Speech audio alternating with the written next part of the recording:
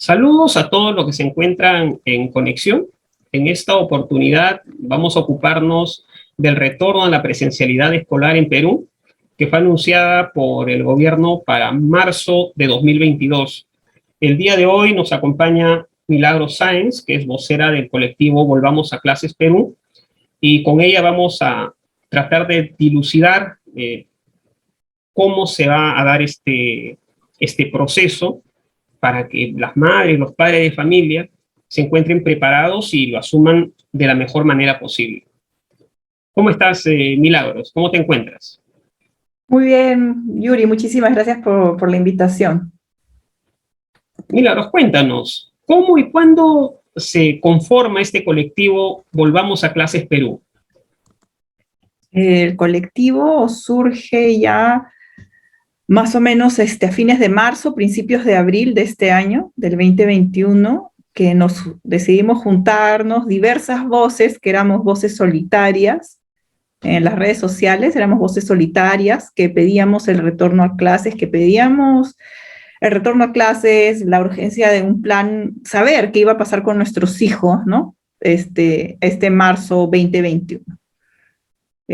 Yo escribía por un lado, Raiza, que es una de las fundadoras, escribía por otro, y así diversas personas íbamos escribiendo en nuestros espacios personales, digamos, hasta que en abril, más o menos en abril, cuando ya vimos que el retorno había sido anunciado para marzo 2021, veíamos que no pasaba nada, y de ahí de pronto dijeron, no, en abril retornan, pero solo algunas escuelas rurales, y ahí fue que dijimos, no, ok, no.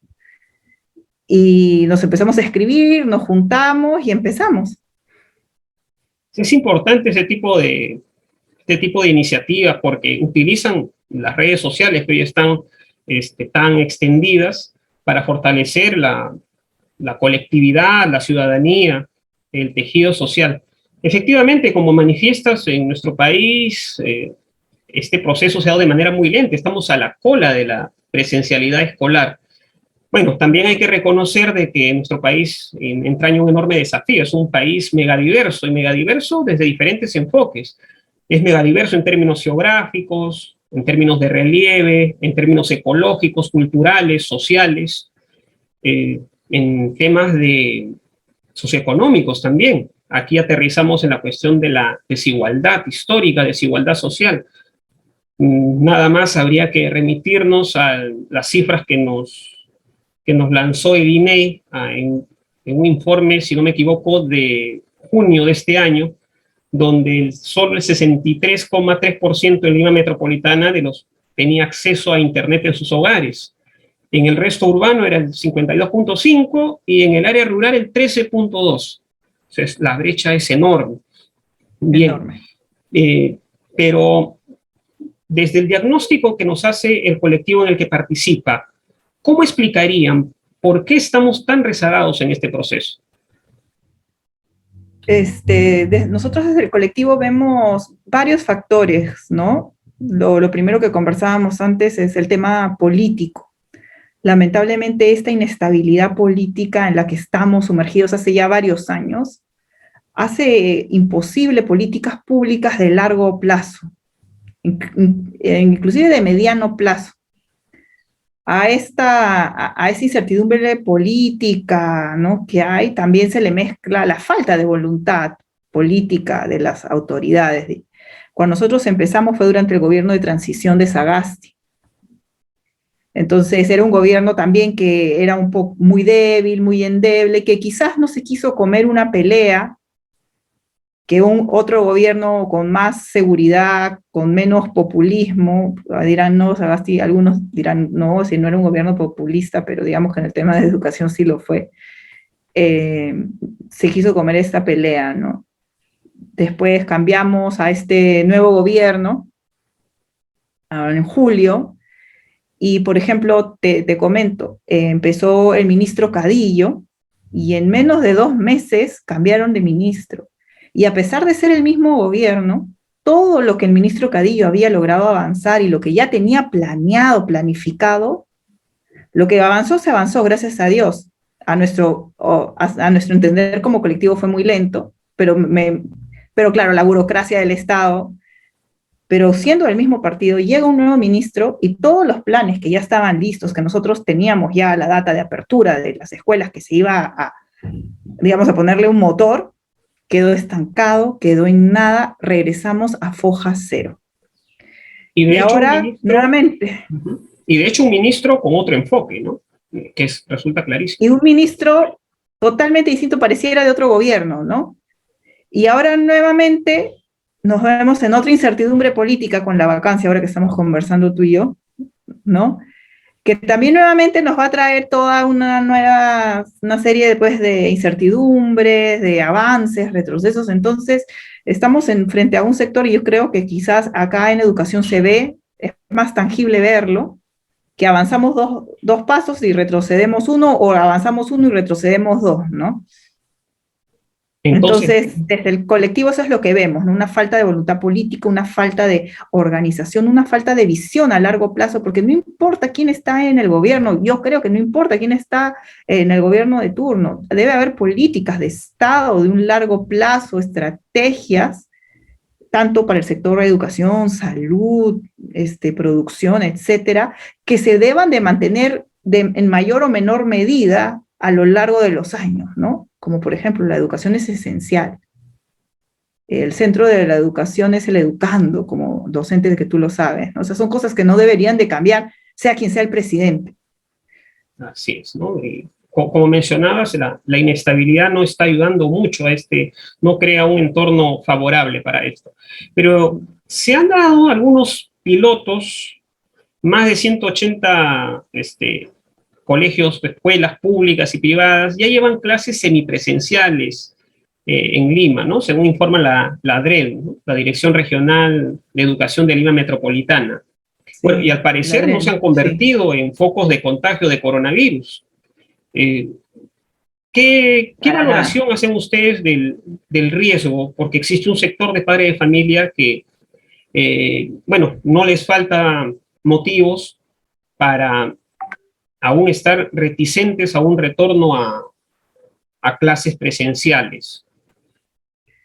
Sí, justo de lo que puso la DREM y de lo que nosotros compartíamos desde un inicio en abril, cuando empezamos, nosotros empezamos compartiendo la experiencia internacional, porque en varios países del mundo los colegios abrieron a los 2, 3 meses de la pandemia, porque se dieron cuenta que los colegios no eran focos de contagio, no son centros de contagio comunitario. En ese momento, en abril, la evidencia era básicamente internacional, pues de Europa, ¿no? Estados Unidos, algunos estados de Estados Unidos, pero básicamente europea, asiática. Pero a medida que fue pasando el tiempo, empezó a surgir evidencia, ya no pues de los países tan alejados, porque lo que nos decían, pero eso es en Europa, acá en Alemania, acá en Perú es diferente. Empezaron a aparecer las experiencias latinoamericanas de nuestros países hermanos, ¿no? Que también han sido duramente golpeados por la pandemia. Ecuador tuvo de las peores. La primera ola de Ecuador fue mortal. Acuérdate que había fosas comunes en Guayaquil, Quito. O sea, entonces no estamos hablando que ellos la pasaron bien. Lo que pasa es que hubo una voluntad de que las escuelas son importantes, que la educación es primero, y un enfoque en eso.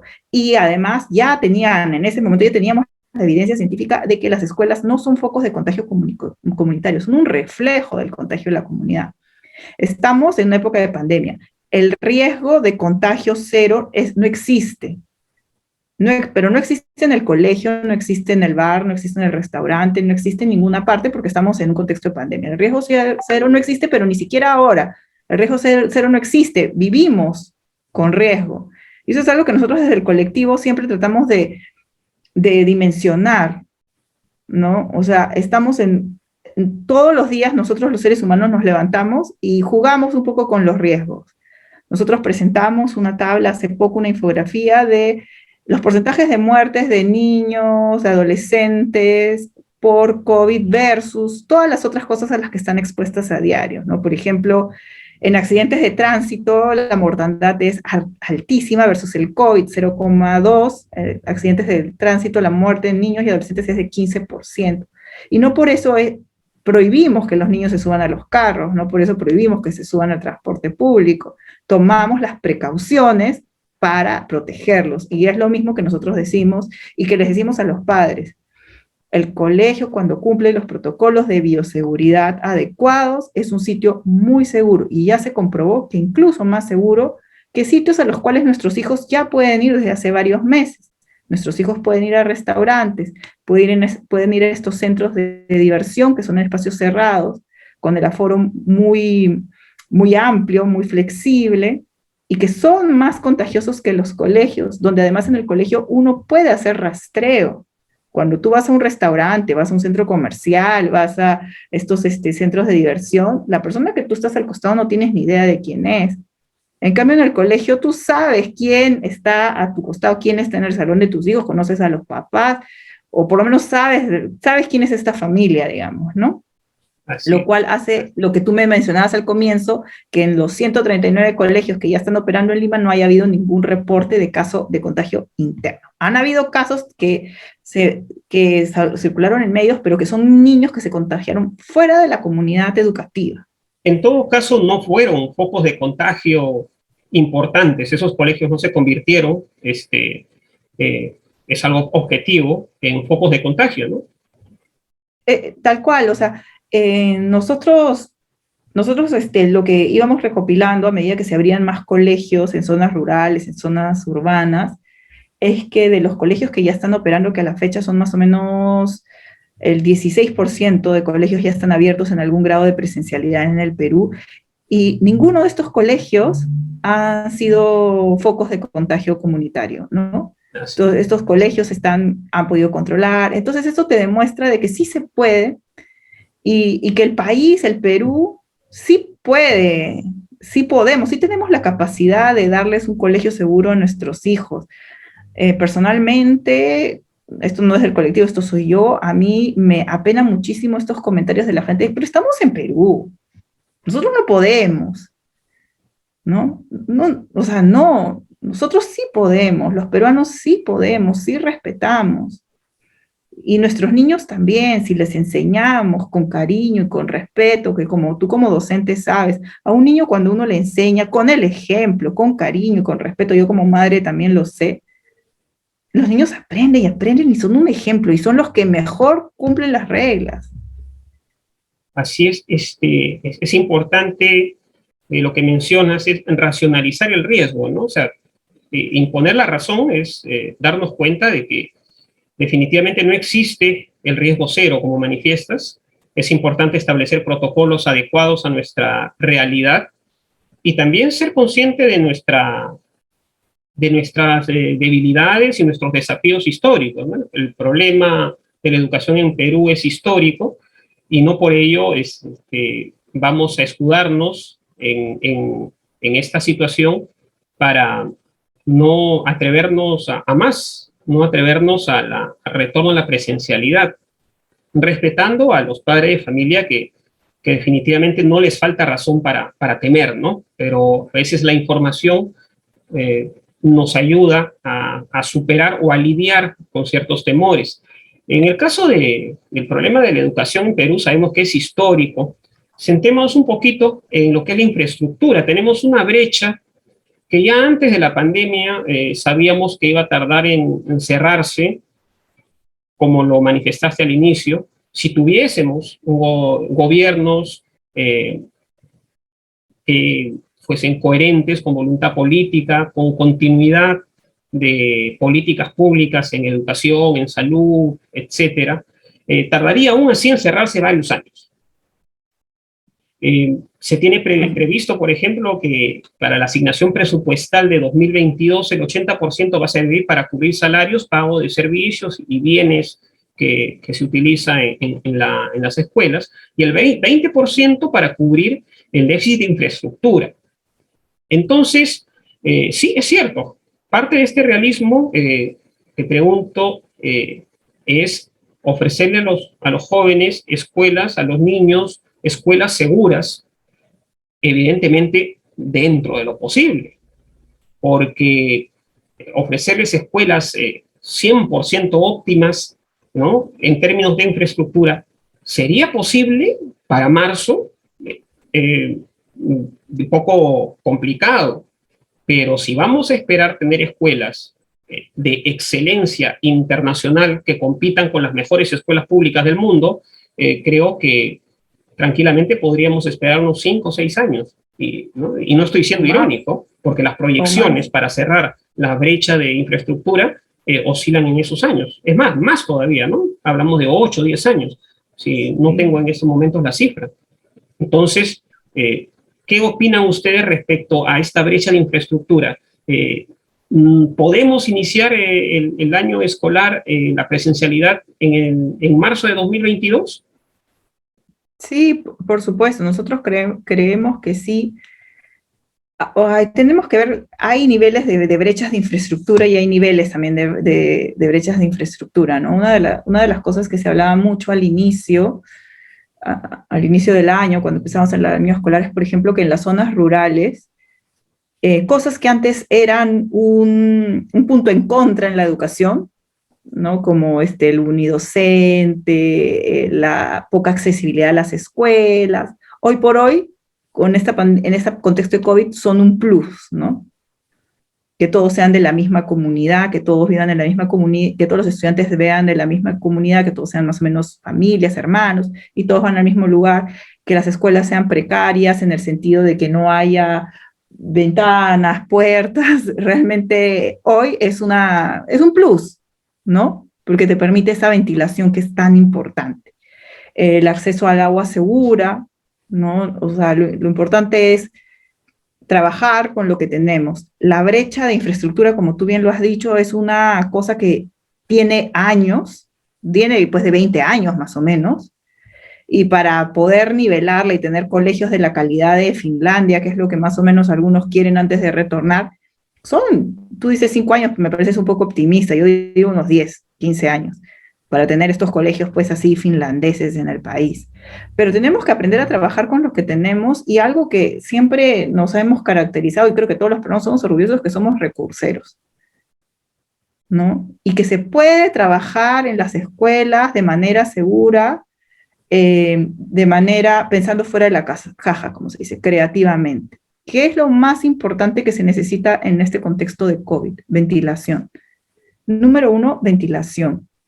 Ventilación cruzada o espacios amplios con ventilación, ¿no? Ventanas abiertas, puertas abiertas, ¿cómo se llama? El distanciamiento social, ese tipo de cosas que podrían ser manejados en paralelo mientras mejoramos la infraestructura. ¿Por qué no? Habrán algunos colegios ahora, sobre todo después de los sismos que hemos tenido, que sí van a estar inusables, ¿no? Y que es una lástima, es una pena para estos niños, porque realmente no van a poder, pero digamos es una situación sui generis, ¿no? Gracias a Dios no todos estamos en los sismos. Entonces digamos sí, que nosotros desde el colectivo creemos que se puede trabajar las brechas paralelamente, mientras que vamos retornando a clases, sobre todo con aquellos colegios que ya se pueden, en las zonas que ya se pueden. Nosotros propusimos, nuestra propuesta era un plan, empecemos con todas las zonas rurales, aquellas que mencionaste al inicio, aquellas que no han tenido ni una pizca de conexión a Internet, que estamos hablando del 70% de las familias, ¿no? Estas familias que no han tenido ni una pizca de Internet, no han tenido colegio los niños en 2 años, casi, no han tenido clases. Ya que es interesante, no han tenido acceso a las tecnologías, pero justamente por el carácter aislado de ciertas poblaciones rurales, no han tenido tantos casos también de COVID. Entonces, se da una situación propicia como para estos planes piloto. Exacto. Mira, lo que tú decías era lo que nosotros decíamos desde abril. Estas comunidades con pocos casos, que no tienen acceso al Internet, permítanles regresar, propicien el retorno, vayan mirando, y que los profesores van y tienen que ir a vivir y no sé qué, y que no sé qué, ustedes no piensan en los docentes. Caramba, nosotros sí pensamos en los docentes, y precisamente estos docentes van a ser los más protegidos, ¿no? Yendo en estas zonas. Que no hay vacunas, que esto, que el otro. Otros países del mundo regresaron cuando ni siquiera había un proyecto de vacunas, O sea, no existía, no sabíamos si iba a haber una vacuna para esto. Y ahí confirmaron que los colegios eran sitios seguros.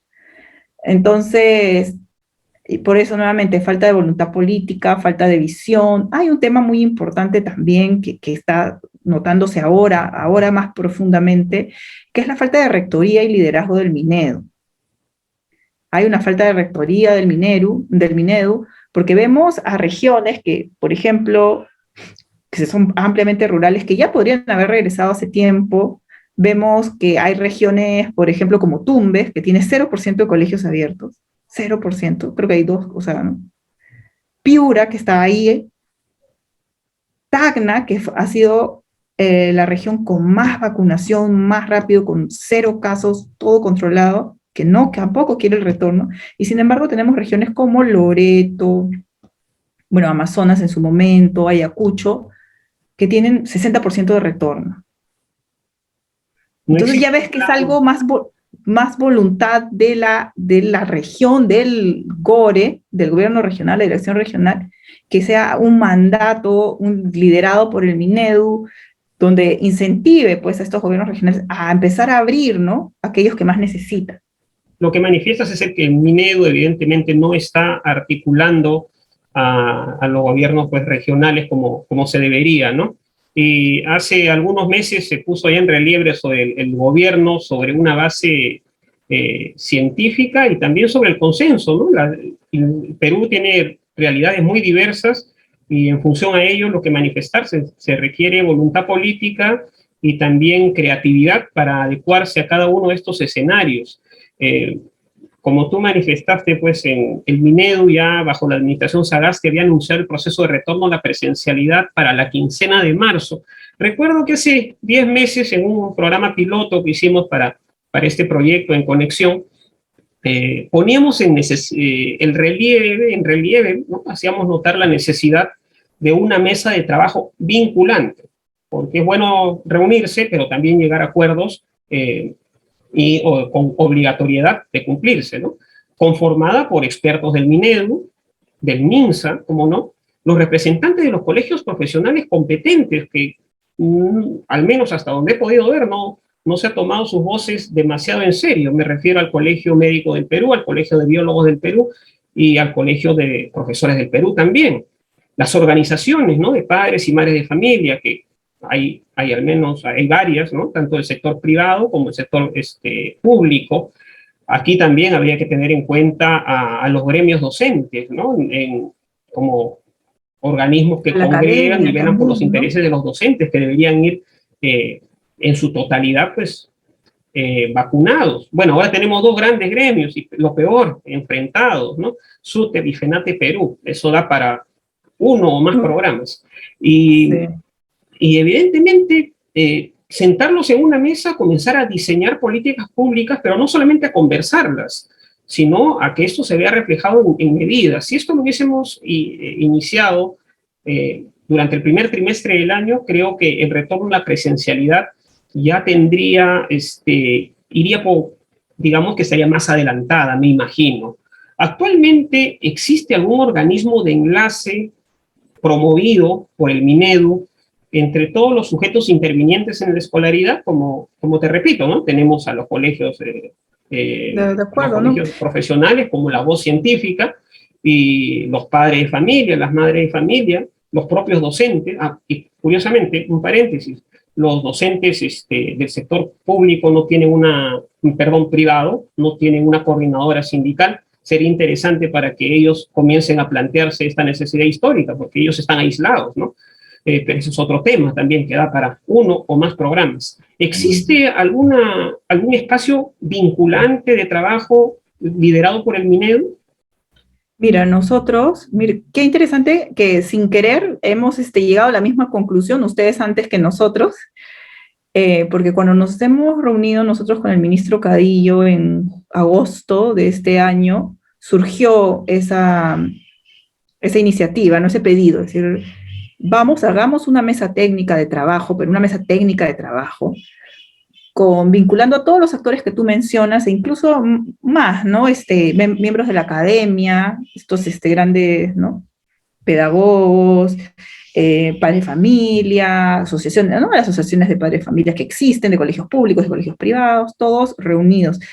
Lamentablemente, como te lo dije al inicio de la entrevista, esto fue algo que se planeó y se tenía ya muy bien conversado con un ministro. Cuando hay el cambio de ministro, volvimos a foja cero.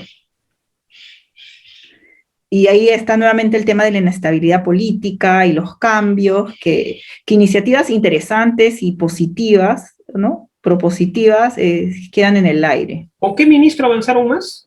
¿Me decías, Cadillo? Con Cadillo. Nosotros avanzaron sí, un poco más. Sí, nosotros, yo tengo que reconocer, tenemos que reconocer, nosotros desde el colectivo Volvamos a Clases Perú, que fue un ministro muy abierto al diálogo, muy abierto al diálogo, a las proposiciones, a las ideas, nos recibió más de una vez, conversamos, propositivos. Nosotros desde el colectivo, siempre nuestra actitud, nuestro compromiso es al diálogo, a la conversación y a la proposición. Nosotros vamos a proponer, a conversar, para construir. Nosotros queremos construir una educación de calidad, nosotros queremos volver a un colegio mejor. Ese es nuestro lema, ¿no? Queremos Iniciar volver... el proceso, ¿no? Iniciar el proceso. Ajá, Creo que los padres de familia, los docentes, los padres, las madres, los docentes, los cuidadores, porque no solamente son padres y madres, algunos niños han quedado huérfanos, sí. Deben entender esto como un proceso gradual, pero para que el ritmo no solo se mantenga, sino se intensifique, tiene que haber continuidad y voluntad política de los diferentes gobiernos que se vayan sucediendo. Visto está, por razones fuera de la entrevista, ¿no? Ya es algo que los peruanos tenemos muy claro, porque es algo objetivo, que el actual gobierno suele emitir pronunciamientos un tanto contradictorios, incluso hay peleas internas. Bueno, esto escapa a la entrevista, da para muchos programas más. En el sector educativo no está exento, ¿no? A ¿cómo le llamamos? Estilo de gobierno. Llamémosle estilo de gobierno, ¿no? Ya. En lo concerniente al retorno a la presencialidad, por ejemplo, el presidente Pedro Castillo dijo que en marzo del próximo año se retornaría a clases. Luego el ministro Gallardo, ¿no?, indicó que sería recién para julio cuando se contaría con el 99% de retorno a la presencialidad. ¿Cuál es la versión oficial al día de hoy?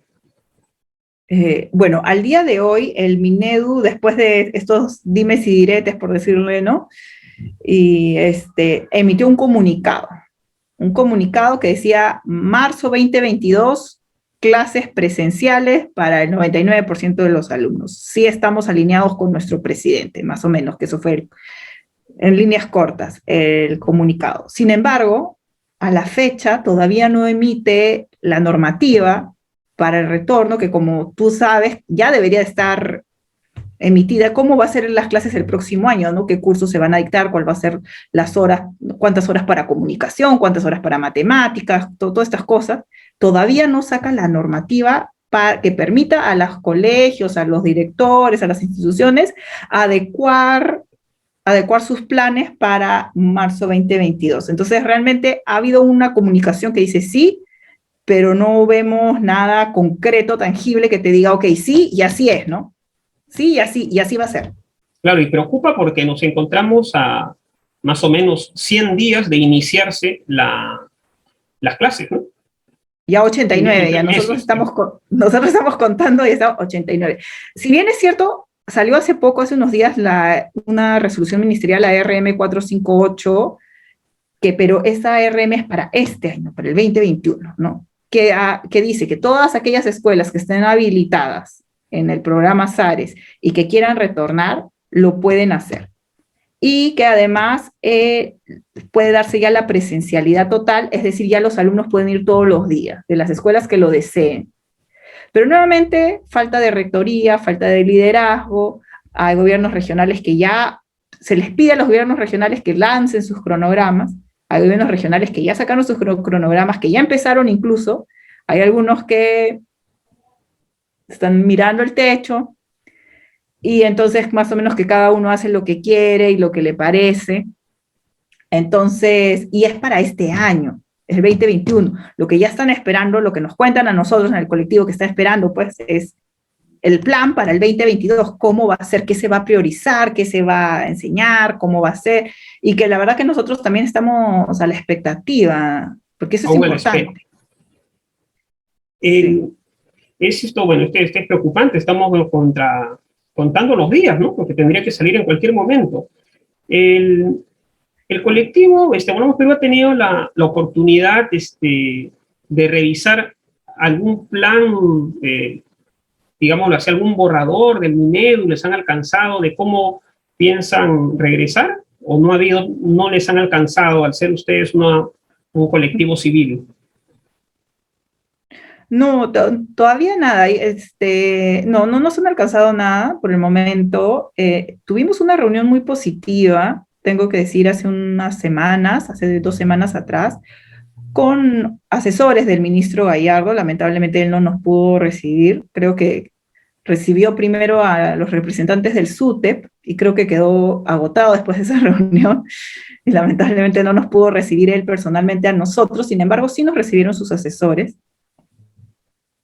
Y nuevamente, como te digo, nosotros vamos a aportar, nosotros vamos a ofrecer lo que conocemos, lo que sabemos como colectivo. Nosotros como colectivo ciudadano, como colectivo de la sociedad civil, podemos mover muchas voces, podemos mover mucho empuje, ¿no? Entonces quedamos en que efectivamente íbamos a retomar los diálogos que habían parado con el cambio de ministro, y que estaban a la preparación de estas normas que ya iban a salir. Bueno, salió la 4, justo después de esa reunión, nosotros nos reunimos un jueves, el lunes siguiente sale la 458, pero que sin embargo es 2021, estamos a la espera del 2022. Nos hemos reunido el viernes con el viceministro de Salud, para transmitirle nuestra preocupación, porque por un lado el Minedu nos dice lo que pasa es que el salud no nos deja, nos pone muchas trabas, nos restringe.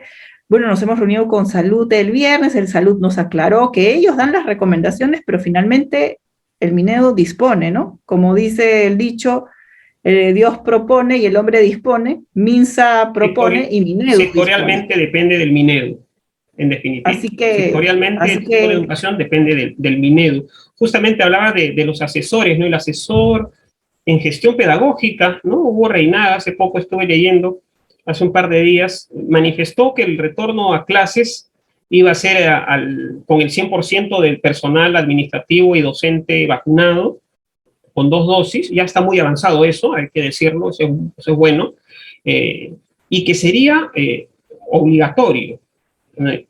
Bueno, hasta el momento se estaba manejando que los principios rectores de retorno iban a ser un retorno seguro, gradual, flexible y voluntario. Sobre esto ponía hincapié Reinaga, ¿no? De que bajo el plan que estaban trabajando ellos, la gradualidad y el carácter voluntario se estarían colocando a un lado. Esto podría generar quizás cierta resistencia en algunos padres. ¿Algún comentario al respecto?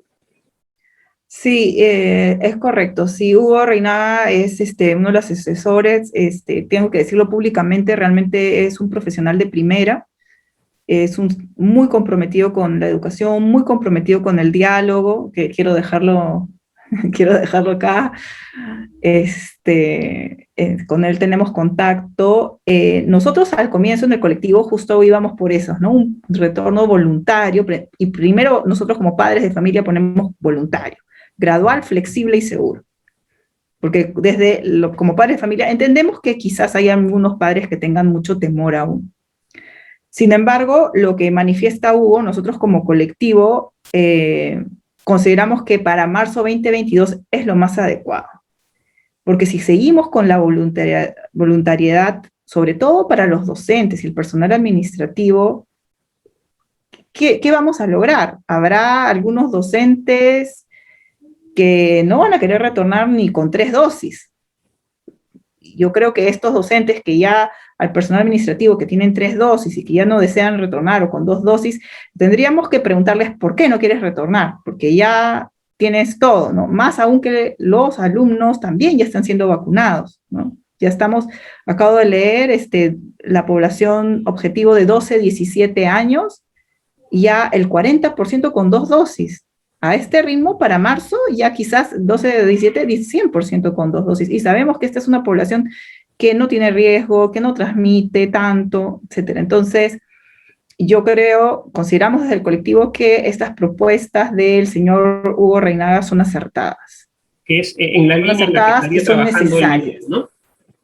Y son necesarias, ¿sí? Y ya, bueno, la gradualidad se está dando ahora.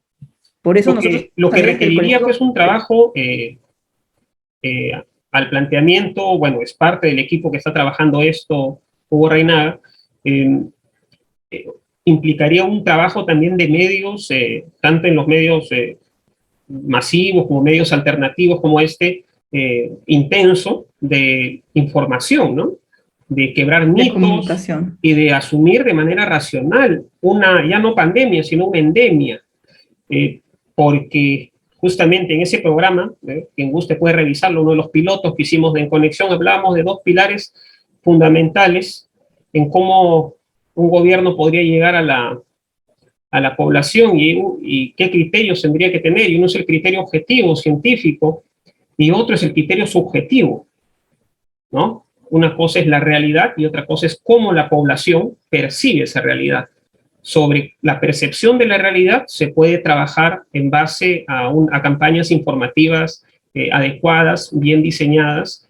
Y bueno, estamos en semanas, ¿no? Escasas semanas, poquísimos meses, para que esto llegue a calar, ¿no? Y luego pues se podrán hacer las evaluaciones que se crean pertinentes. Tengo que revisar ese piloto que me comentas, porque realmente todo lo que me cuentas es lo mismo que nosotros decimos desde el colectivo. Necesitamos una fuerte campaña comunicacional del Minedu, precisamente para comunicar, erradicar estos mitos, ¿no? Erradicar mitos e informar con la verdad, e informar con la racionalidad, con la evidencia científica, ¿no? Lo que decía Norma Correa hace unos días, bueno, lo dijo su Twitter hace tiempo, lo dijo la otra vez en la reunión, no podemos permitir, o bueno, ya estamos permitiendo que pase con la educación lo mismo que pasó con las vacunas, ¿no? Esta campaña de desinformación tan fuerte que hubo contra algunas vacunas y que qué caro nos costó, y que todavía seguimos viendo la repercusión por no haber hecho una fuerte campaña de, oye, las vacunas son todas buenas, son todas seguras, son todas válidas. No queremos que pase lo mismo y que ya está pasando con las escuelas. Necesitamos información, o sea, válida, científica, evidencia, que a los padres de familia, a los docentes, a la comunidad, no solo a la comunidad educativa, a la sociedad civil, les dé calma, les dé tranquilidad. Y acá estamos fallando, ¿no? Así es, porque cuando hablamos de comunidad educativa, en realidad, como tú dices, estamos hablando de toda la colectividad, toda la ciudadanía, porque por extensión, todos somos parte de la comunidad educativa. Todos tienen hijos, o la mayoría pues, tienen hijos, Nietos, o son tíos, o son tal primos, cual. o son vecinos. Entonces, si un niño, pues vamos a creer que un niño se va a convertir en un vector de contagio por excelencia, pues ese niño vive en un barrio, ¿no? Entonces le atañe a todo el mundo. Por eso es que la campaña tiene con criterio científico, por eso involucrar a los investigadores, a los colegios profesionales es sumamente importante. El criterio para abordar con criterio científico objetivo y no descuidar la parte subjetiva, ¿no? Es algo, se tiene que respetar a la ciudadanía la percepción que tiene y conocer sus percepciones, correctas e incorrectas. Las que no sean muy correctas hay que trabajarlas, hay que hacer pedagogía ciudadana. Y el tiempo nos está ganando, hay que hacer pedagogía ciudadana por todos los medios. Como vocero del colectivo Vamos a Clase, ¿qué mensaje les darías a los miembros de las comunidades educativas? Padres, madres, cuidadores, docentes, personal administrativo. ¿Qué mensaje les diría? Que después de 2 años, ya casi 2 años de escuelas cerradas, de educación virtual, sabemos que la educación virtual no ha funcionado. Esto ya lo tenemos claro, creo que todos, eso sí ya escapa de cualquier percepción subjetiva, ¿no? La educación virtual fue un paliativo por un momento, ya es momento de retornar. La evidencia nos muestra que las escuelas son seguras, que no estamos cuidando a nuestros niños del COVID al no mandarlo a las escuelas. Simplemente los estamos privando de su educación. Además hay un factor muy importante, la salud es integral. Nosotros en el colectivo lo decimos, la salud es integral, la salud no es solo no estar enfermos del COVID. No es saludable que un niño no se eduque por casi 2 años, en algunos casos, o no es saludable que haya niños de 5 o 6 años que pasen 6 horas frente a una pantalla. Esto no es saludable. Esto lo sabemos desde antes, lo que pasa es que ahora lo hemos un poco que olvidado. No es saludable que los niños estén encerrados frente a una pantalla todo el día, que no estén haciendo educación física, que no estén socializando con sus pares, que no estén aprendiendo no solo matemáticas y educación cívica, historia, eso es importante, pero están perdiendo lo más importante, que es el desarrollo de sus habilidades sociales. Nosotros desde el colectivo empezamos siempre, nuestra preocupación empezó a raíz de los temas de salud mental que estábamos viendo. Que hoy por hoy el Instituto Nacional de Salud Mental sacó pues un estudio gravísimo, 50%, habían incrementado hasta 50% los casos de depresión, de salud mental infantil, adolescente y de violencia doméstica para ese grupo etario. Entonces ya estamos hablando que las casas, que eran los lugares seguros, ¿no? Ya no lo son tanto, porque hay otro tipo de problemas, de peligros. Entonces, y hay muchas veces en que la escuela, también yo les diría, la escuela, miremos un poco más allá, las escuelas son sitios de contención social también. A nosotros la gente nos critica que queremos usar las escuelas de guardería, pero no es así. Las escuelas en algunos sectores sí cumplen una función de contención social y que es importantísima. Así es. Y hay algo que quiero subrayar en lo que manifiestas, es el hecho de que quienes de alguna manera ejercen vocerías, autoridades también que tienen voz pública, tienen el deber un poco de salir de su experiencia personal y ponerse en el lugar de la tan sectorizada, la tan desigual sociedad peruana. Pensar que los chicos están todo el tiempo en la computadora, siguiendo el aprendo en casa, no es real. Los chicos están saliendo. Y una cosa que nos olvidamos, y que creo que nos olvidamos mucho todos cuando discutimos el tema de educación, es que son diferentes realidades, ¿no? Por un lado, a nosotros, los que nos llega al colectivo, es problemas de salud mental súper graves. No te estoy hablando de cosas graves, ¿no? O sea, intentos de suicidio de niños tan pequeños como de 11 años, ¿no? Trastornos de salud mental muy fuertes, niños de 5 años que se comen las uñas por la ansiedad. Y por otro lado, también nos reportan lo que tú dices, o sea, por eso es que nuevamente las escuelas son espacios de contención social, porque esos niños que están en el mercado que tú me cuentas, que nos llegan, por ejemplo, reportes de Cusco, de Piura, niños con la radio, en el puesto de la mamá, ¿no? En el puesto de la mamá, en el puesto de la abuela, porque de repente la mamá trabaja en un lugar, entonces va donde la abuela, donde la tía. Entonces, ¿qué estamos hablando? Están saliendo en un mercado donde sabemos que el COVID se propaga full. Entonces, como nuevamente, no le estás privando no lo estás cuidando, le estás privando de su educación. Cuando estos niños podrían estar en la escuela, en un ambiente seguro, en un ambiente seguro y apropiado para su educación. Estudiando, aprendiendo, la mamá podría estar trabajando, que esa es otra arista que tampoco se toca mucho, porque hay que reconocer que este es un país súper machista y es un tema de el cuidado de los menores que recae en las madres o en las mujeres de la familia.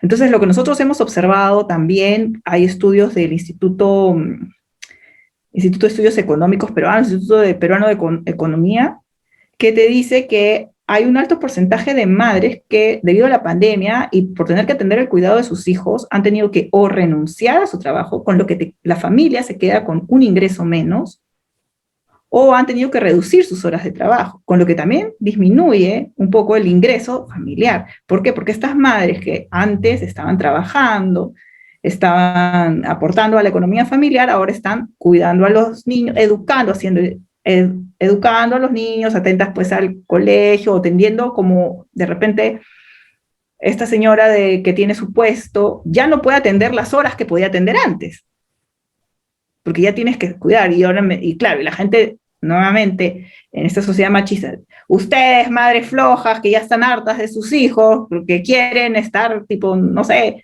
quieren mandarlos al colegio como guardería. No, el colegio es un espacio necesario para la socialización de los niños, es súper importante para la socialización de los niños, es súper importante para la socialización e institucionalización de la sociedad.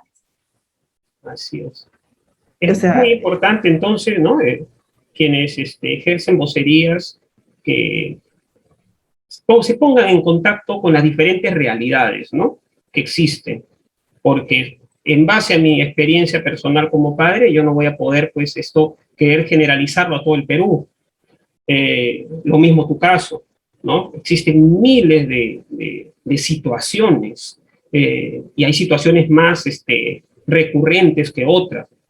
El estudiante que está, pues, con su recurso multimedia encerrado en su casa, que ya no es saludable, no son la mayoría de casos, dicho sea de paso. No, los chicos ya están saliendo. Bueno, Milagros, gracias por tu presencia, tus importantes aportes. Es una situación que es muy cambiante en Perú por lo inestable de la situación política todavía, lamentablemente. Ya de por sí la propia evolución de la pandemia nos ha sumido en un marco de incertidumbre, pero si a esto le sumamos la situación política, seguramente vamos a tener que seguir comunicándonos o futuras entrevistas para actualizar lo que se ha dicho en este momento, porque no sabemos cómo cambiará la situación del sector de educación. Bueno, hemos llegado al final del programa. No se olviden en dar pulgar arriba si les pareció interesante este contenido y suscribirse activando la campanita. Gracias, Milagros, nuevamente, y todos cuídense mucho para volver a estar en conexión.